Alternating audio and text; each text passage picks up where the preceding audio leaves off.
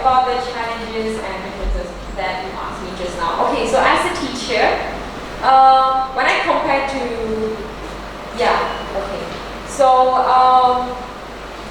compared to Malaysian educations and the school I'm currently working right now, which is the boarding school. So the first challenges I face is language interference. So basically, if in Malaysia, when we speak English, we will use Mandarin. Where when we speak English, we will add the la, this kind of the slangs, right?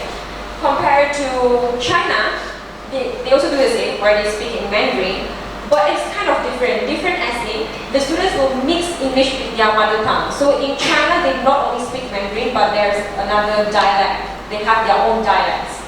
Okay, so that is a problem for me, which is the language interference. And also the differences between Malaysia and also China. And then followed by the second one is shyness and FOMM. Not FOMO, fear of missing out, is FOMM, which means fear of making mistakes. So compared to Malaysian students, in Malaysia, when I teach like in a government school, so I was working in a government school before I went to China, the students here are more braver and they are very like direct approach where they will just put up their hands and they just come out and they just give the speech or even a presentation. But compared to China, I need like maybe like 30 minutes just to ask one student to just come up and give a talk. Even like reading the textbook. They're very shy and they are very fear of making mistakes because for them, they are very less exposure to English. It's very rare for them. They usually speak Mandarin. Very, very rare.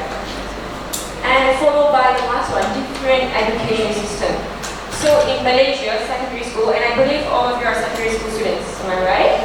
Yeah. So all of you, may I know like around what age? 13 to 17? I see. Okay. So in China, the boarding school I'm teaching is 16 to 18 years old. It's kind of different, their education system.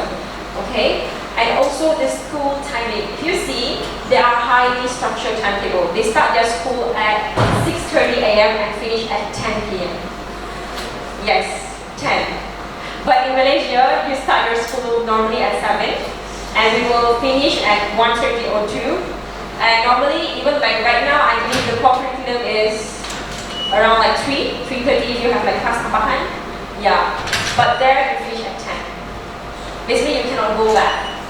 You just stay at the school. Normally they go back home during the weekend. And also classes are even available during the weekend. They will have a lot of activities.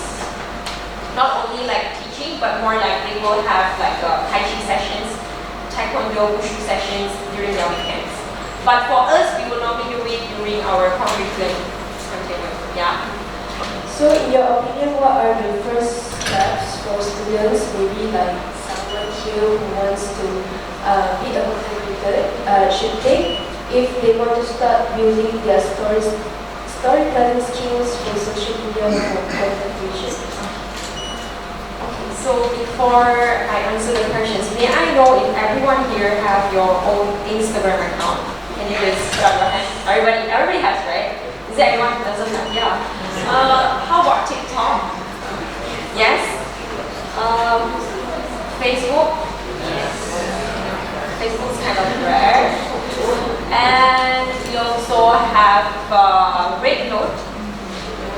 Have you heard of that? Yes. Xiaohongshu. Yeah, okay. So basically all these are a key, the doorway to actually create content. So I'll ask you more later. Okay, storytelling and skills. First and foremost, start with what's real. What's real, and also tell a small story from your life. It's not about just because one of the famous content creator, for example, like we can take it like Ali Shukri, who's like currently selling products on TikTok, right? He usually jumped from a new, like beginning he was doing music videos and stuff, but right now he's doing a different part in TikTok. He just started it as small, right? He just started with what he's doing in his daily life and what he's selling. So basically, start with what's real, okay? And secondly, practice writing short captions or voiceovers like diary entry. If you saw Instagram, normally when people like influencers or celebrities, they don't usually post a long paragraph on their Instagram. Have you seen that? It's short and sweet because you want to deliver the message right to them. If you like post a paragraph, they will fed up because it's almost like an essay, right?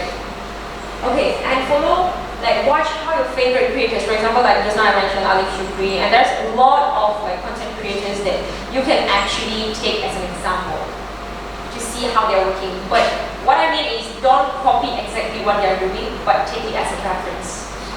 Alright? And also third one, focus more on the message than followers. So I want to emphasize this. There's a difference between content creator and UGC. Have you heard of UGC before? User Generator Creator. So the difference between content creator and UGC is content creator, they focus on the quality and the quantity.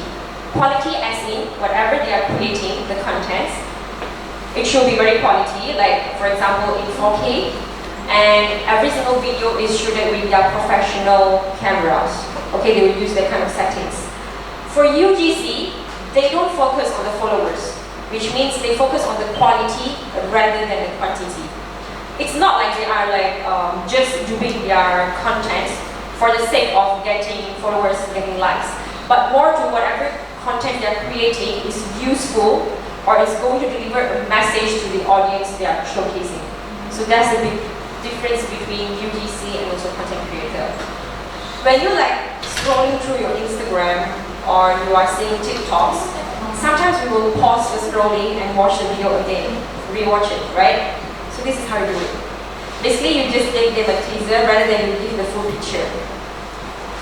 So this is one of the things that I did during my social media coordinator and head of press and media for the SEAP, the Ship for Southeast Asia. So this is the program that I did to actually engage with the audience and also attract the youth to apply for this program.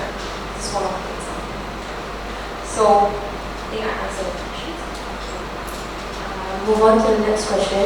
What are the key elements that make social media story truly engaging and capable of driving action or conversations? So the key elements, first and foremost, casual.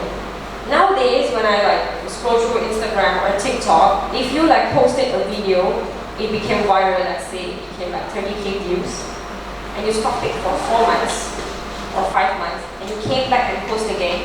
What will happen? Will you get the audience back? Why? Yes, the hype. You need to maintain. So usually I do a scheduling. So there's a schedule for me. For example, this is during my head of press and media when I work as a head of press and media. So we have our own schedule where every single thing, including like here I feature sponsorship, logo, profile book, and social media content. So every single thing there's a posting date. This is just an example because it's quite messy. There's a lot of stuff. We have our posting date and also quality check. And also if you see, every single month I already did like roughly the draft. Okay, what am I going to post? What kind of contents, the captions, and everything. The first and foremost, the important part and the key element is schedule. Alright, the signature style. So basically, it's all about relatability, the key elements. Okay, people want to see themselves in your story. Like, if you create a content, it should be linked with the audience. It's not you are just creating the content for the sake of yourself, but you need to find a key point that is actually related to the audience. Alright? And then followed by emotions. Make them laugh, cry, feel. If you see like TikTok, right, sometimes you will feel like, why this video became viral just out of nowhere? Because it's weird, one. Second, it's because unique. It kind of like when you see that video, it's like, it doesn't make sense, but somehow it connected to me. And it became viral in a day. That's how social media works. Okay? And then followed by clarity, simple message, strong visuals. Okay? And last but not least, authenticity. No overreacting imitate or copying trends blindly. Just because they are wearing like, okay, right now I'm wearing like black and you just simply follow it. You won't become like me, right? Same like that. You can take it as a reference, but not just simply copying that. Okay? So sometimes my most viral content was the one I made in one take, just for fun, and it just boom, it became viral.